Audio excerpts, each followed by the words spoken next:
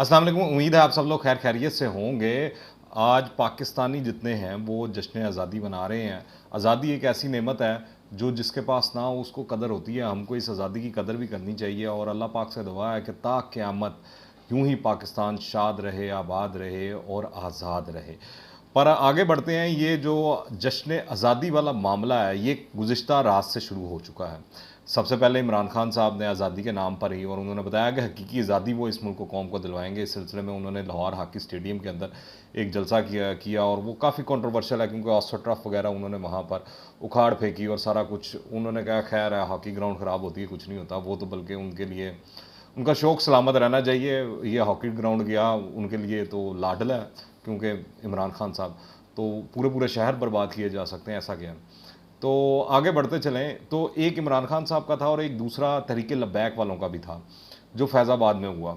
No doubt वो बहुत बड़ा जलसा था। इमरान खान साहब ने भी जो अपने वो गिने चुने लोग इकट्ठे किए वो किए तो थे, मगर देखा जाए तो वो कवरेज जो तहरीक लब्बैक के जलसे के अंदर आवाम थी वैसी कवरेज जो है उनको नहीं मिली जो इमरान खान साहब को दी गई।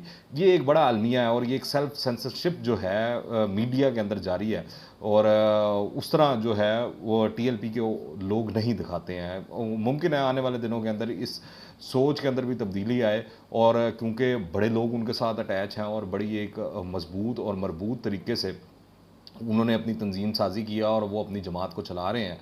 तो लग तो यही रहा है आने वाले दिनों के अंदर वो पता नहीं कितनी सीटें निकालते हैं या नहीं निकालते, मगर एक रियलिटी वाज़ह तौर पर दिखाई दे रहे हैं।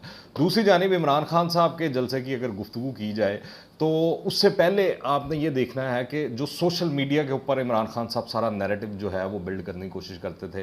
टॉप ट्रेंड्स जो हैं हम देखा करते थे, कोई भी काम होने लगे, धरना होने लगे, जलसा होने लगे, कोई प्रेस कॉन्फ्रेंस आने लगे, कोई इमरान खान साहब किसी टीवी चैनल को जाकर इंटरव्यू देने लगे तो सोशल मीडिया के ऊपर ट्रेंड बन जाता था। मगर गुज़िश्ता रोज़ हमने देखा कि इमरान खान साहब का ट्रेंड नहीं बना जो जलसा होना था हॉकी स्टेडियम के अंदर। अलबत्ता अगर देखा जाए तो इस उनके मुकाबले के अंदर तरीके लब्बैक वालों का ट्रेंड जो था वो टॉप के ऊपर था। तो सोशल मीडिया पर उस तरह अब इमरान खान साहब की प्रेजेंस जो है गुज़िश्ता रोज़ नहीं दिखाई दी और जो तरीके लब्बैक के लोग हैं या दीगर लोग हैं वो वाज़िया तौर पर एक्टिव दिखाए। उसकी एक वजह तो शायद ये होगी कि अभी ये हालिया या रिसेंट जो क्रैकडाउन शुरू हुआ जिसके अंदर वो इतराफ़ी बयानात तहरीक इंसाफ के लोगों की जानिब से चल रहे हैं कि उनका मतवा नज़र ये नहीं था, वो इस तरह नहीं बात करना चाहते थे इमरान खान साहब की या दीगर लोगों की। जो भी वजह हो उन्होंने ट्वीट्स देखी हैं, चीज़ें देखी हैं, उनसे इंस्पायर होकर उन्होंने फ़ौज के ख़िलाफ़ जो हैं वो चीज़ें पोस्ट करना शुरू की, पाकिस्तान के ख़िलाफ़ जो है वो चीज़ें पोस्ट करना शुरू की। अब क्योंकि एफआईए एक्टिव हो गई या पकड़ धकड़ चल रही है तो लग ये रहा है कि ये जो टीम्स हैं तहरीक इंसाफ की सोशल मीडिया टीम्स हैं वो ज़रा वीकर हो गई हैं और ज़रा बैकफुट पर चली गई हैं। क्योंकि जहाँ कल तहरीक लब्बैक का ट्रेंड जो था वो टॉप पर था तो तहरीक इंसाफ का जो ट्रेंड था वो कुछ चौथे पाँचवें नंबर के ऊपर चल रहा था और कोई इतनी खास ट्वीट्स भी नहीं हुई थी। फिर दूसरी जानिब अगर मेन स्ट्रीम मीडिया की बात करें तो मेन स्ट्रीम मीडिया के ऊपर लग ये रहा है कि एयरवाई की माफ़ी तलाफ़ी वाला मामला जो है वो हो गया है और एयरवाई को सिंध हाई कोर्ट से रिलीफ भी मिल गया है, माद यूसुफ को रिहाई भी मिल गई है, वो खावर घुमन साहब को वो बुरके के अंदर गए थे उनको ज़मानत भी मिल गई है। अलबत्ता अरशद शरीफ साहब मुल्क से बाहर जो हैं भागे हुए हैं, भगोड़े हुए हैं। पर देखा जाए तो एआरवाई का इस तरह लग रहा है कि जैसे सॉफ्टवेयर अपडेट हो गया है। दिखाई ज़रूर तकरीर इमरान खान साहब की मगर उस तरह कवरेज नहीं दिखाई दी जिस तरह वो पहले किया करते थे कि पल पल की पूरी रिपोर्ट हाइप क्रिएट किया करते थे, बताया करते थे लोगों में कितना जोश है और कौन कहाँ से पैदल चल के आ रहा है, कौन कहाँ से साइकिल पे आ रहा है और कौन किस तरह नाचते गाते हुए जो है कप्तान के जलसे के अंदर पहुँच रहा है, बच्चों के साथ, औरतों के साथ, ये वो सारा कुछ वो जो एक सीन क्रिएट करना होता है टीवी चैनल्स की जानिब से प्रमोशन करनी होती है वो पूरा हमको दिखाई दिया। जो है वो कल एयरवे बिल्कुल खामोश रहा इस सिलसिले के अंदर। वो इस तरह लगा कि जैसे वो रूटीन की प्रोग्रामिंग, रूटीन की जो चीज़ें हैं वो चल रही होती हैं। बाकी टीवी चैनल्स तो क्योंकि वैसे ही इमरान खान साहब ने कह दिया किराए के टट्टू, अलबत्ता अब ये जो किराए के टट्टू हैं इनको सोचना चाहिए कि ये अब इमरान खान साहब का बायकाट करते हैं, तहरीक इंसाफ का बायकाट करते हैं कि नहीं, ये जो अल्फाज उनके लिए इस्तेमाल किए गए हैं, या कम अज़ कम इमरान खान साहब से माफ़ी मंगवा लें, तहरीक इंसाफ से ही माफ़ी मंगवा लें, इस जोगे तो हैं। पर हर किसी के मफादात हैं यहाँ पर और सारी चीज़ें चल रही हैं एक तरफ। फिर जो सबसे बात अहम जो इमरान खान साहब ने की इन तमाम चीज़ों से हटकर, वो ये थी कि नवाज़ शरीफ के ख़िलाफ़ मुकदमात ख़त्म करने के लिए मुझे डराया जा रहा है, लेकिन मैं किसी सूरत कोई डील नहीं करूँगा और इस इम्पोर्टेड हुकूमत और इलेक्शन होने तक ये जद्दोजहद जारी रहेगी। अब ये बिल्कुल तज़ाद है, जो वो बात की थी सदर आरिफ अलवी साहब ने कि मैं जो हूँ सुलह सफ़ाई करा देता हूँ, शहबाज शरीफ से भी बात कर लेता हूँ, इमरान खान साहब से भी बात कर लेता हूँ, तो वो मामलात हो जाते हैं। इसके अंदर अब जो ये स्टेटमेंट आई है, इससे वाज़ह तौर पर दिखाई दे रहा है कि इमरान खान साहब की नाअहली वाला जो मामला है वो नहीं टल रहा है और ये किसी भी वक्त हो सकती है। और आप देखें कि इमरान खान साहब ने इस्टेब्लिशमेंट को गुज़िश्ता रोज़ नहीं टारगेट किया, अमेरिका को टारगेट नहीं किया, बल्कि अमेरिका को तो कोशिश की उन्होंने पैम्पर करने की। उनका टारगेट जो था नंबर 1, एक तो शरीफ फैमिली थी, दूसरा जो था उनका टारगेट जो था इलेक्शन कमीशन ऑफ पाकिस्तान था, उसके ऊपर उन्होंने ये बेसिकली बात रखकर बताई है। अलबत्ता इलेक्शन कमीशन ऑफ पाकिस्तान ने इमरान खान साहब के जितने इल्ज़ामात हैं ये अक्सर तौर पर मुस्तरद कर दिए हैं। फिर लाहौर के अंदर जो ये जलसा हो रहा था, इसके अंदर परवेज़ इलाही साहब ने भी बड़ी वो बात की है और उन्होंने डायरेक्टली टारगेट किया एक शख्स को, उसका नाम है राना सनाउल्लाह।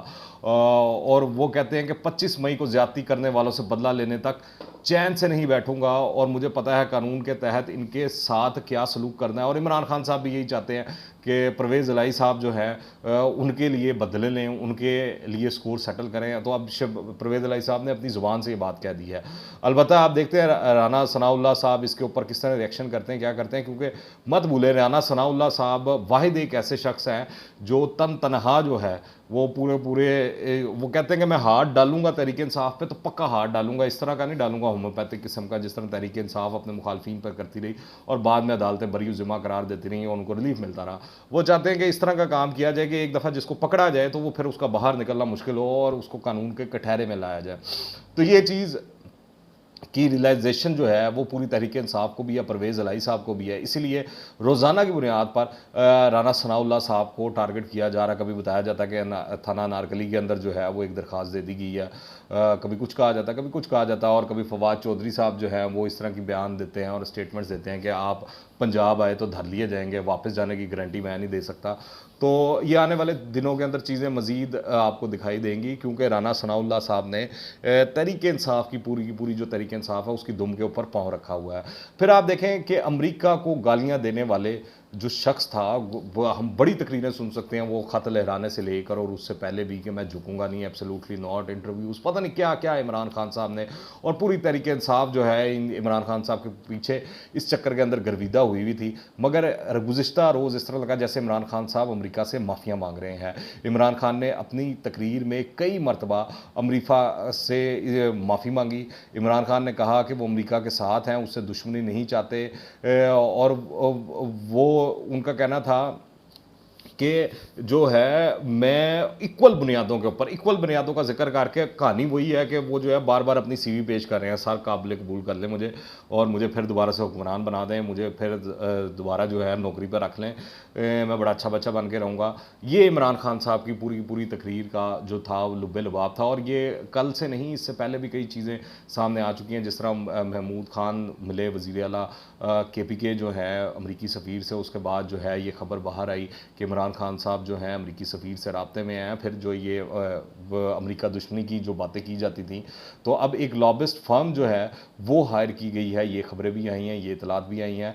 और इंटरेस्टिंग चीज़ ये है कि PTI ने अमेरिका में जिस लॉबिंग फर्म की खिदमात हासिल की हैं वो पाकिस्तान की न्यूक्लियर टेक्नोलॉजी की मुखालिफ है। इमरान खान ने 7.5 करोड़ रुपए का लॉबिस्ट क्यों रखा, ये बड़ा अहम सवाल। और क्या लॉबिस्ट जो है अमेरिका में ये कहेगा कि इमरान खान को आज़ाद कर दो, आज़ादी दिलवा दो, गुलामी से आज़ाद दिलवा दो, जो कल इनका पूरा का पूरा नारा था कि जो है मैं बताऊंगा कि आज़ादी कैसे लेनी है। तो ये लॉबिस्ट फर्म ये काम करेगी। फिर आपको मैं बताता चलूँ कि इमरान खान साहब ने रूसी सफ़ीर के हवाले से भी वो बड़ी बातें की, और वो रूसी सफ़ीर कह रहा हूँ, रूस के हवाले से भी बड़ी बातें की कि मेरी प्यूटन से डील हो गई थी, मैं सस्ती गंदम लेना चाहता था, वहाँ से तेल के मुआहदे करना चाहता था, ये करना चाहता था, पर क्योंकि ये जो है इम्पोर्टेड हुकूमत है इसने नहीं करने दिया ये आगे, और इन्होंने खुद भी नहीं किया। तो इस सिलसिले के अंदर इमरान खान साहब को याद रखना चाहिए कि रूसी सफ़ीर ने खुद बताया कि प्यूटन से इमरान खान की तेल से मुतल्लिक कोई डील नहीं हुई, और इमरान खान जलसा ज़रूर करें मगर अब ये लोगों को इस तरह जो है झूठ ना बोलें, धोखा ना दें, गुमराह ना करें, वो चाहे अमेरिका के हवाले से हो, रूस के हवाले से हो। और पाकिस्तान की फ़ॉरेन पॉलिसी का इमरान खान साहब ने जो तेल निकाला है वो पूरी दुनिया जानती है। आपको मालूम है कि वो सऊदी अरब गए और उसके बाद जहाज़ के अंदर जो है वो खान साहब जो हैं MBS के जहाज़ के अंदर ही MBS की जो बुराइयां कर रहे थे, जिसकी वजह से पाकिस्तान और सऊदी अरेबिया के ताल्लुकात में रिफ्ट आई। फिर जो है महातीर मोहम्मद से खुद वादा कर कर खुद वो जो है वो सारा कुछ रखवा कर और सऊदी प्रेशर पे वहाँ नहीं जा सके। तो ये तो इमरान खान साहब की फॉरेन पॉलिसी थी और ये तो हालत थी। और जिस तरह CPEC को इमरान खान साहब ने खुले लाइन लगाया, जिस तरह चीनी जो है वो इमरान खान साहब के दौर के अंदर दुहाइयाँ देते रहे, रोते रहे, वो सबके सामने, वो पूरी कौम जानती है कि पाकिस्तान की खारजा पॉलिसी को इमरान खान साहब ने कैसे जो है ला पा के तय लगा दी थी, ये हालत कर दी थी। अब जो है इमरान खान साहब ने नया एक चंद चाड़ने की ख्वाहिश का इजहार किया, वो ये है कि उन्होंने 9 हलकों से इलेक्शन लड़ना है और 9 के 9 हलकों के अंदर उन्होंने कागजात नामजदगी जमा करवा दी हैं। और इस सिलसिले के अंदर तहरीक इंसाफ के मुख्तलिफ रहनुमा जो हैं, चाहे फवाद चौधरी हो या दीगर हो, वो अब तड़ियाँ लगा रहे हैं, लोगों को चैलेंज कर रहे हैं। फजलुर रहमान को कह रहे हैं, शहबाज शरीफ को कह रहे हैं, हमजा को कह रहे हैं, बिलावल को कह रहे हैं कि आए खान के मुकाबले में इलेक्शन लड़ें और जीत कर दिखाएं, और वो चैलेंज दे रहे हैं। हालांकि उनको खुद सोचना चाहिए कि एक तरफ इमरान खान साहब की पूरी जमात असम्बली से इस्तीफ़े दे रही है और दूसरी तरफ इलेक्शन में हिस्सा लेने वाली मुनाफकत जो है उसको बेच रही है। आप देखेंगे 9 हलकों से जब एक शख्स इलेक्शन लड़ेगा तो वो क्या 9 की 9 सीटें जो हैं वो रिटेन कर पाएगा? वो उसके बाद दोबारा अगर वो जीत भी जाता, फ़र्ज़ करें इमरान खान साहब 9 की 9 सीटों पे इलेक्शन जीत भी जाते हैं, तो वो क्या साबित करेंगे? उसके बाद दोबारा बाकी 8 सीटों के ऊपर इलेक्शन होना होगा, बल्कि 9 पर ही होना होगा। उनको बाकी सीटें खाली करना पड़ेंगी।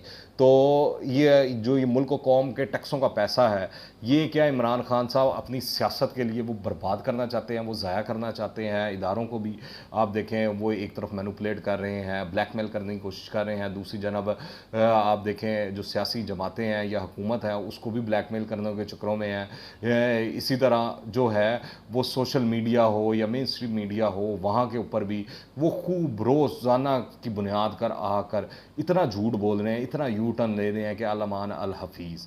आप इस हवाले से क्या राय रखते हैं? नीचे कमेंट्स में लाजमी बताएं। दुआ में याद रखें। टिल द नेक्स्ट टाइम, अल्लाह हाफ़िज़।